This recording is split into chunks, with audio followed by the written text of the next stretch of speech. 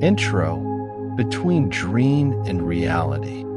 Have you ever wondered why some people, despite life's storms, still carry a clear and gentle gaze? Why their mere presence can bring peace to those around them? It's not because they are smarter, nor wealthier.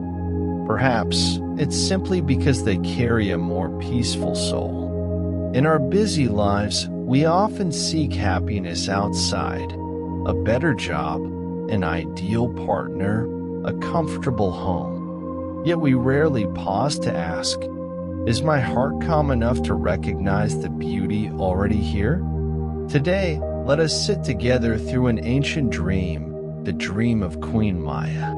A dream that marked the beginning of an extraordinary life. And more than that, a metaphor for something anyone can touch: a tranquil heart.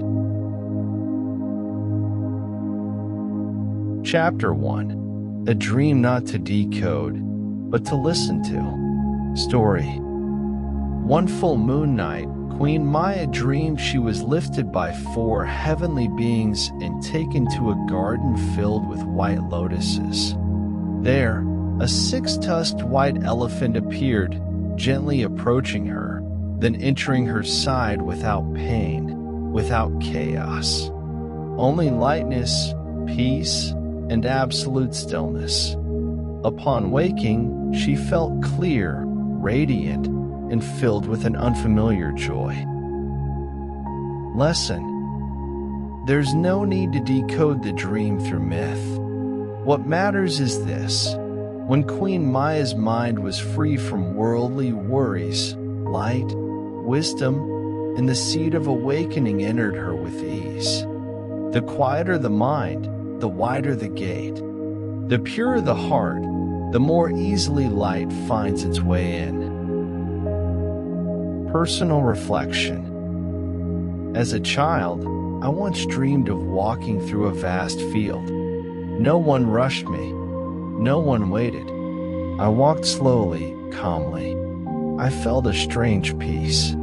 That dream never returned. But after hearing about Queen Maya, I realized it wasn't random. It was a sign that when the heart is still, it begins to shine on its own. Practice. Choose a moment in your day to do nothing. No phone, no checking tasks. Just sit or stand and let yourself be.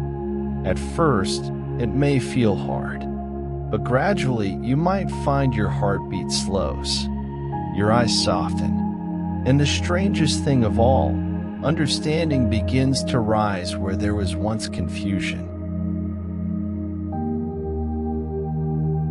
Chapter 2. Only an empty cup can receive wisdom. Story. A young man once came to study meditation with a wise monk. He spoke of all he had read, all he had learned. The monk said nothing and began to pour tea. When the cup was full, he kept pouring. The tea spilled. Alarmed, the student cried, "Master, it's overflowing." The monk replied, "Just like your mind. How can I pour anything into it when it's already full?" Lesson: if the heart is full of knowledge, pride, fear, or assumptions, there's no room for insight. Only when we humble ourselves and become empty again can light enter. Personal reflection. I used to read obsessively, jotting down brilliant quotes. But the more I gathered, the more overwhelmed I felt. I realized I was like a bookshelf crammed with others' ideas, leaving no space for my own stillness. Practice. Stop cramming. Instead of 10 podcasts, listen to 1, then sit in silence. Instead of 3 chapters, read 1 paragraph, then close your eyes and breathe. You don't need more. You need depth. Wisdom grows in quiet soil. Try this. Pick one piece of content today, a video, a quote, a line from a book. When you finish, don't rush on. Sit for 3 minutes. No notes, no scrolling. Just listen to what remains inside you.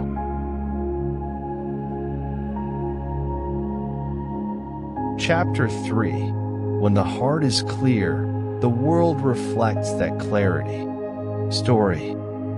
A troubled king once despaired over his people's growing greed and anger. He invited a sage and asked, "How do I change the world?" The sage took him to a muddy lake. He dropped a white lotus into it and waited. Hours passed. The water cleared. The lotus floated. The moon's reflection appeared. Lesson. When our hearts are clear, the world appears less chaotic. We don't have to change everything, only how we see. And to do that, we must cleanse, not control. Personal reflection. I used to think that if people around me were less toxic, I could be peaceful. But I learned toxicity doesn't come from them alone, but from how easily I let them into my mind. I needed a clearer heart to reflect a gentler world. Practice. Reduce gossip. Skip sensational news. Resist meddling. Instead, sit with your discomfort. Ask, what feeling am I holding on to? When you dare to face it, it begins to dissolve. And sometimes, in that still water, the moon returns. Chapter 4. Purity enters when the heart is open. Story. A poor man faithfully offered wildflowers at a temple each day. A wealthy man scoffed, "What good are weeds to the Buddha?" The poor man simply smiled, "All I have is sincerity." That night, the rich man dreamed of the Buddha in a forest, holding that wild bloom. Light radiated not from the flower, but from the heart. Lesson. Purity doesn't come from the object, but the spirit that receives it. When we open our hearts, even the simplest thing becomes sacred. Personal reflection. I searched for something great to transform my life. But one quiet afternoon, I wept at the sight of a fallen leaf. Not for the leaf itself, but because I had finally slowed down enough to notice I was alive. And that was enough. Practice. Slow down. Smell the rice cooking. Feel the morning light. Hear the cats meow. Don't judge. Don't rush. Just pause and whisper. Receive.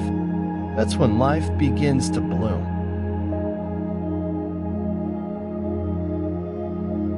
Chapter 5. Peace doesn't come from control, but from acceptance. Story. A man climbed a mountain to ask a monk, "I meditate, chant, eat clean, but I still feel anxious. What more can I do?" The monk smiled and pointed out the window. "See that cloud? It doesn't strive. It just floats and receives." Lesson. We often think peace requires action. Change others, change ourselves, change everything.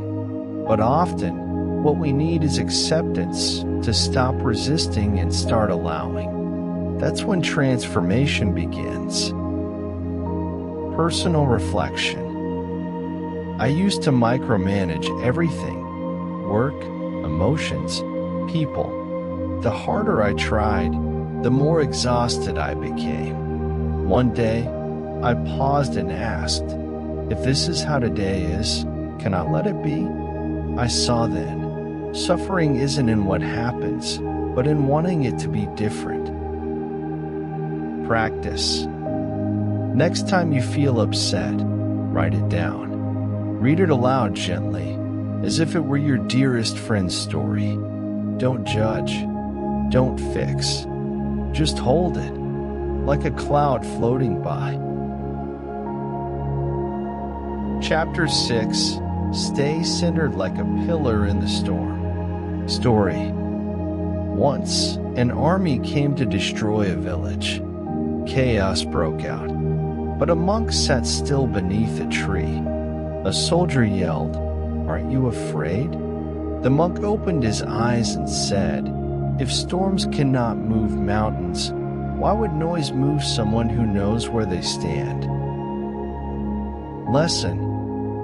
When the mind is steady, nothing can pull us into panic.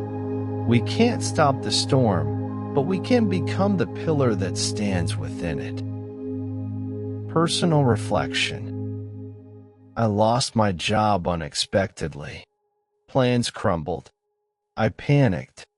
Then one evening, I sat alone, not reacting, just breathing. In that pause, there were no answers, but space to breathe. And I saw, a calm mind softens even harsh moments. Practice. When feeling overwhelmed, stand, place your hand on your belly, and take 3 deep breaths. Whisper, "I am still here." You don't have to fix everything now. Just stand where you are. Be rooted.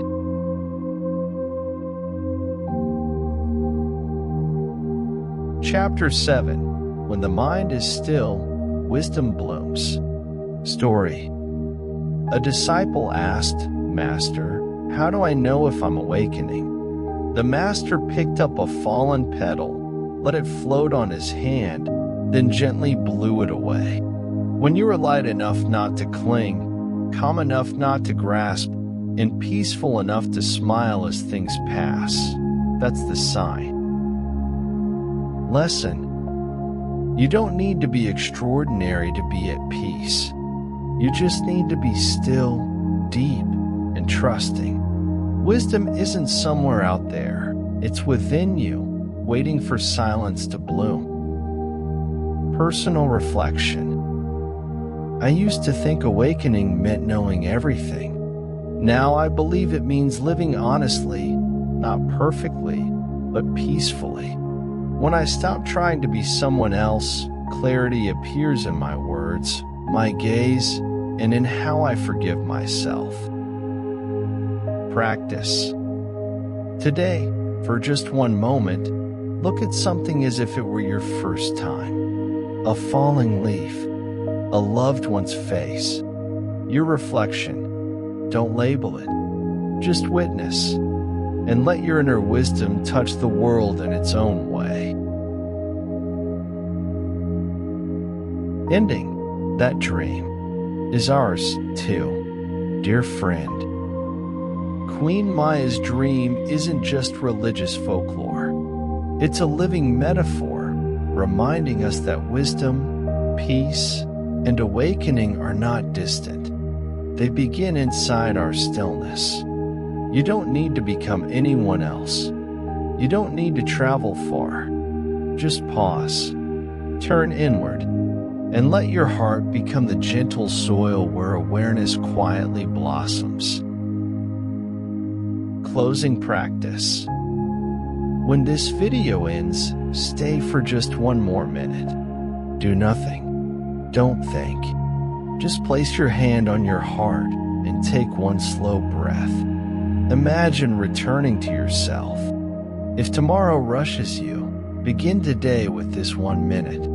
Because every step of awakening begins with a breath. If this brought light to you, share it with someone who needs it. Let's walk together, one step at a time.